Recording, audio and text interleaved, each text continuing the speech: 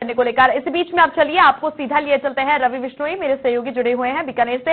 रवि, मुझे याद है कल आप कोलायत में थे, जहां पर जो जश्न का माहौल देखने को मिला था, जो उत्साह देखने को मिला था भाटी परिवार में।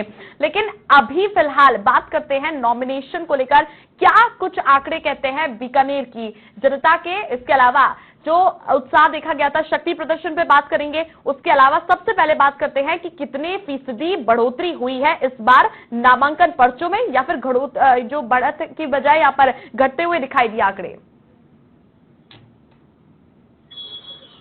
बिल्कुल छवि, जैसा कि हम चर्चा कर रहे थे कि बीकानेर जिले में कितने नामांकन दाखिल हुए हैं, तो कुल मिलाकर 102 प्रत्याशी जो हैं वो एमएलए बनने का ख्वाब पाले हुए हैं और उसी ख्वाब के चलते उन्होंने अपना नामांकन दाखिल किया है। और 102 तो सीधे सीधे प्रत्याशी हैं, परंतु उनमें से कई ऐसे हैं जिन्होंने 2 नहीं 4 नामांकन किए हैं। तो कुल मिलाकर 137 नामांकन पत्र बीकानेर जिले की 7 विधानसभा सीटों पर पेश किए गए हैं। 9 तारीख के बाद में तस्वीर साफ होगी कि कितने इनमें से सीरियस कैंडिडेट हैं, कौन पर्चा वापस लेने के लिए पर्चा भर रहा था, और जो चुनावी चौसर है 9 तारीख के बाद में वो हमें देखने को मिलेगी छवि। परंतु अगर मैं सिलसिलेवार एक एक विधानसभा की चर्चा कर लूं तो डूंगरगढ़ में, श्री डूंगरगढ़ में 19 नामांकन सबसे ज्यादा भरे गए हैं। यहाँ पर जो प्रमुख राजनीतिक दल है, भारतीय जनता पार्टी, कांग्रेस, माकपा और रालोपा, इन चारों के नामांकन आ चुके हैं। चारों के बीच में तगड़ा संघर्ष यहाँ पर देखा जा रहा है, परंतु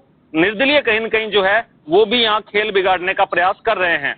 डूंगरगढ़ में अगर निर्दलीय की बात करें तो एक प्रीति शर्मा स्वतंत्रता सेनानी रहे हैं बीकानेर के, उनकी पोत्री है, वो यहाँ मैदान में आई है। और सबसे बड़ा झटका जो है भारतीय जनता पार्टी को दिया है ताराचंद सारस्वत के साथ नजर आने वाले कृष्णाराम नाई, पूर्व विधायक, अब प्रीति के साथ हैं। वो प्रीति के साथ में कल एक सभा में शामिल हुए, उनसे सवाल जवाब किए गए कि क्या उन्होंने भाजपा छोड़ दी है, क्योंकि हाल ही में वो भाजपा में शामिल हुए थे। अरसे से भारतीय जनता पार्टी का झंडा उठाए हुए श्री डूंगरगढ़ में कृष्णाराम नाई देखे जा सकते थे, परंतु उन्होंने जो पार्टी अब लगभग छोड़ दी है। उनसे पूछा गया तो उन्होंने कहा 9 तारीख को मैं बताऊंगा कि मैं किस पार्टी में हूं। फिलहाल वो निर्दलीय के साथ हैं। खाजूवाला की बात करें तो यहाँ सबसे कम नामांकन दाखिल हुए हैं। सीधा मुकाबला यहाँ भाजपा के विश्वनाथ मेघवाल और कांग्रेस के गोविंदराम मेघवाल के बीच है। गोविंदराम मेघवाल अपने बयानों की वजह से चर्चित रहे हैं। उन्होंने जगह जगह सभाओं के बीच में जाकर अपने बयान जो हैं उन्हीं को अपना हथियार बनाया है। ये कहने लगे हैं कि आपके पास मीडिया वाले आएंगे, पूछेंगे, उनको आपको जवाब नहीं देना, उनसे पूछना कि वो कौन से, मतलब कुल मिलाकर उनका जो रुख है पूरा का पूरा वो आक्रामक रुख है। और आक्रामकता के चलते ही गोविंदराम मेघवाल ये चुनाव जो एक बार फिर से निकालने का प्रयास कर रहे हैं। तो दूसरी ओर कोलायत से भंवर सिंह भाटी को मुकाबला देने के लिए अंशुमान सिंह भाटी, देवी सिंह भाटी के पौत्र और पूर्व सांसद महेंद्र सिंह भाटी के पुत्र अब मैदान में कूद चुके हैं। रालोपा ने यहाँ समीकरण ने जो है बिगाड़ने का काम किया है। सामान्य की सीट पर एसटी को, यानी कांग्रेस के पूर्व विधायक रेवंत राम पंवार को यहाँ टिकट दे दी है। तो कोलायत में भी मामला काफी रोचक हो चुका है।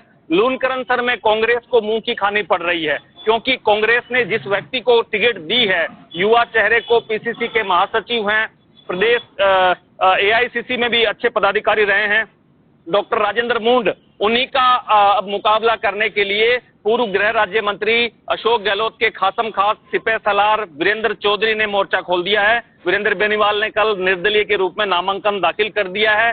भारतीय जनता पार्टी के सुमित गोदारा यहाँ पर मैदान में है। तो चौथा चतुष्कोणीय मुकाबला बनाने के लिए प्रभुदयाल सारस्वत निर्दलीय के रूप में यहाँ उतर चुके हैं। तो लूनकरणसर में चतुष्कोणीय मुकाबला देखने को मिल रहा है। नोखा की बात करें तो हॉट सीट है, यहाँ बिहारी लाल बिश्नोई भाजपा के मौजूदा विधायक हैं, प्रत्याशी हैं। उनको टक्कर देने के लिए रामेश्वर डूडी की धर्मपत्नी सुशीला डूडी मैदान में हैं, और साथ ही कन्हैयालाल झंवर जो पिछली बार कांग्रेस के प्रत्याशी थे बीकानेर में, अब वो नोखा से निर्दलीय का पर्चा भर चुके हैं। और सबसे अहम महत्वपूर्ण बात मुझे याद आ गई, कन्हैयालाल झंवर जिन्होंने कई बार मीडिया में बयान दिया है कि वो देवी सिंह भाटी जैसा कहेंगे वैसा करेंगे, और इसी की आहट पाकर उनके पुत्र जो नगर पालिका के चेयरमैन हैं नारायण झंवर, उन्होंने भी कल पर्चा भर दिया है। तो अब देखना होगा किस करवट ऊंट बैठता है। नोखा में सबसे ज्यादा मगनाराम केडली जो निर्दलीय उम्मीदवार हैं, कांग्रेस के वोट कटवा जो हैं, वो उन्होंने भी पर्चा भर दिया है। तो वहां भी जो समीकरण है वो स्पष्ट हो चुकी है कि मुकाबला जो है वो त्रिकोणीय वहां बनता हुआ जा रहा है। अब देखने वाली बात होगी छवि 9 तारीख को कौन कौन व्यक्ति नामांकन वापस लेता है और उसके बाद में पूरी पिक्चर जो है बीकानेर जिले की सामने आ पाएगी। जी छवि। चलिए रवि, आप बने रहिए और दीपक लवानिया